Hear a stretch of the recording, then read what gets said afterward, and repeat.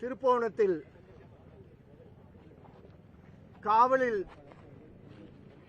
எடுக்கப்பட்டு கொடூர சித்திரவதையால் ஒரு ஸ்பெஷல் டீம் மூலமாக கொலை செய்யப்பட்ட அஜித் சார்பாக பல அமைப்புகள், பல இயக்கங்கள், பல வழக்கறிஞர்கள், திருப்புவனத்தில் பணி செய்கின்ற வழக்கறிஞர்கள், கார்த்திக் ராஜா போன்றவர்கள் எல்லாம் இணைந்து உயர்நீதிமன்றத்தை நீதி கேட்டு எல்லோரும் மனு செய்தோம். ஆகவே பேசுவது அனைவர் சார்பாக பேசுகிறோம். அனைத்து வழக்கறிஞர்கள், வாதாடிய வழக்கறிஞர்கள் சார்பாக பேசுகிறோம். நீதியரசர் அவர்கள் 27ஆம் தேதி, சென்ற மாதம் 27ஆம் தேதி நடந்த சம்பவம், அந்த அம்மையாருடைய நகை காணாமல் போனது, அவர்கள் அஜித்தை சந்தேகப்பட்டு திருப்புவனம் காவல் நிலையத்தில் கொடுத்த புகார், அந்த புகாருக்கு 27ஆம் தேதி ரசீது மட்டும் கொடுக்கப்பட்டது என்று அரசு தரப்பில் கூறப்பட்டது.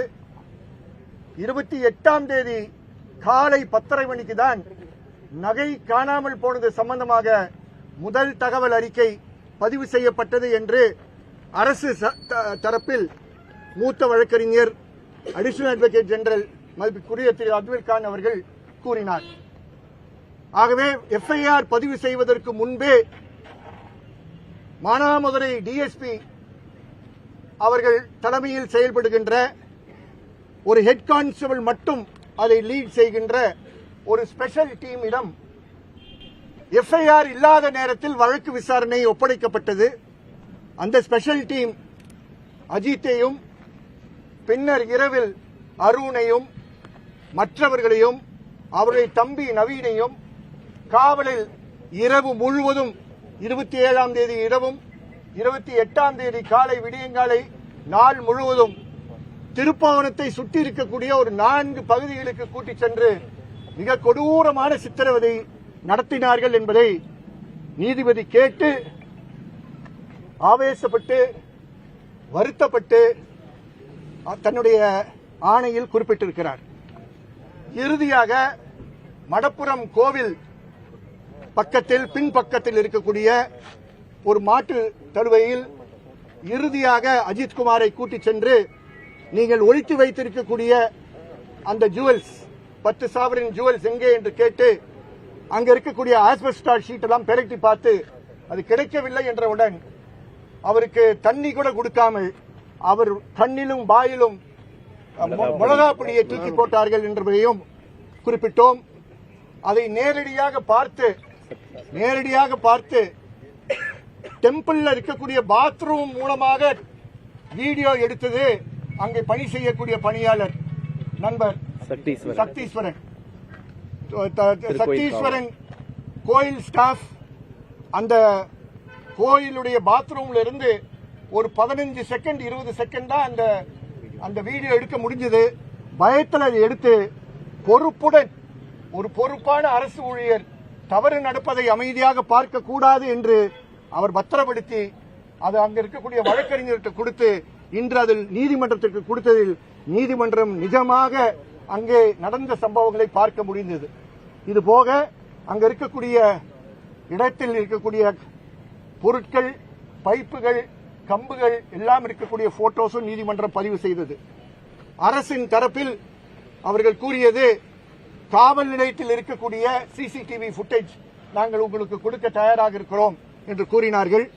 ஆனால் கோவிலில் இருக்கக்கூடிய சிசிடிவி புட்டேஜ் அழிக்கப்பட வேண்டும் என்ற காரணத்தினால் 29ஆம் தேதியே காலையில்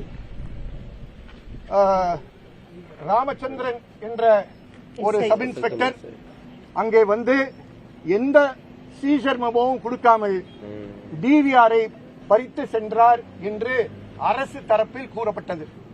நாங்களும் அதை கூறினோம். அதற்கு பின்பு நீதியரசர் அனைத்து விஷயங்களையும் குறிப்பிட்டு போஸ்ட்மார்ட்டம் சர்டிபிகேட் டீன் கொண்டு வரவில்லை, கொடுக்கவில்லை என்ற புகாரின் காரணத்தினால் அவரை வரவழைத்து அவரிடமிருந்து சீல்டு கவர்ல போஸ்ட்மார்ட்டம் பிரிலிமினரி சர்டிபிகேட்டை வாங்கி ரிப்போர்ட்டை வாங்கி அதுல 44 கொடூர காயங்கள் இருக்கு என்பதை அவர் குறிப்பிட்டு அதிர்ச்சி அடைந்தார். ஒரு சாதாரண கொலை வழக்கில் கூட இவ்வளவு காயங்கள் இருக்காது என்பதை நீதியரசர் குறிப்பிட்டார் என்பதை குறிப்பிட விரும்புகிறேன். அது முடிந்த பிறகு இறுதியாக தன்னுடைய அரசு தரப்பு முழுமையாக இது நடக்கக்கூடாத ஒரு சித்திரவதை, ஒரு வன்முறை என்று அரசு ஏற்றுக்கொள்கிறது என்று பொறுப்புடன் அரசு கூறியது என்பதை இங்கே கூற கடமைப்பட்டிருக்கிறேன். இறுதியில் நீதிமன்றத்துடைய ஆணை என்னவென்றால், மதுரை 4வது additional sessions judge John Sunderlal Suresh அவரை என்கொயரி ஆபீசராக நியமனம் செய்து அந்த என்கொயரி ஆபீசரிடம் அனைத்து தஸ்தாவேஜுகளும் இதை சார்ந்திருக்கக்கூடிய சாட்சியங்களும் அவரிடம் 2-3 நாட்களில் ஒப்படைக்க வேண்டும். அவர் ஆய்வு செய்து 8/7/26க்குள் நீதிமன்றத்துக்கு தன்னுடைய அறிக்கையை முழுமையாக அவர் சமர்ப்பிக்க வேண்டும் என்ற ஆணை அவர்கள் குறிப்பிட்டிருக்கிறார்கள். அரசு தரப்பில் சிபிசிஐடி இதை விசாரணை தொடரும் என்று கூறி அதே தேதிக்கு முன் அவர்கள் ஸ்டேட்டஸ் ரிப்போர்ட்டை கொடுப்போம் என்று கூறியிருக்கிறார்கள். சாட்சிகளை யாரும் மிரட்டக்கூடாது, யாரும் அவர்களை மாற்றுவதற்கு முயற்சி செய்யக்கூடாது என்பதை கூறி அரசு இன்னும் மேல் நடவடிக்கைகள் எடுப்பார்கள் என்று எதிர்பார்க்கிறோம் என்பதையும் குறிப்பிட்டிருக்கிறார்கள். குறிப்பிட்டு பேசும்போது ஏடிஎஸ்பி சுகுமார் அவர்கள்தான் அந்த கோவில் பின்வாசலில் இருக்கக்கூடிய பகுதியில் இருந்த அனைத்து எந்தெல்லாம் போட்டோல நாங்க காட்டணுமோ அந்த போட்டோல இருக்கக்கூடிய பொருட்கள்லாம் அவரே ஒரு கனி பேக் சாக்கில எடுத்துட்டு போயிட்டார் என்ற விஷயம் சொல்லப்பட்டது.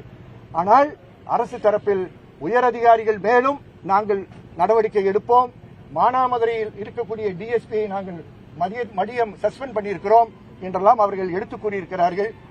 நீதிமன்றம் இன்னும் அதிகமான செயல்பாடுகள் அரசிடம் இதில் எதிர்பார்க்கிறோம் என்று கூறி வழக்கை இன்று முடித்திருக்கிறார். இது நீதி விசாரணையா இல்ல என்கொயரி ஆபீசர் சொன்னார். அவருடைய வார்த்தையை மட்டும் நான் பயன்படுத்துகிறேன். he will be an inquiry officer என்று கூறினார். மேஜிஸ்ட்ரேட் அறிக்கை நீதிமன்றத்துக்கு கொடுத்துட்டாரு. மேஜிஸ்ட்ரேட் அறிக்கை எங்களுக்கு வரவில்லை. ஆகவே மேஜிஸ்ட்ரேட் சார்ந்த விஷயங்கள் நான் ஒன்றும் சொல்ல முடியும்.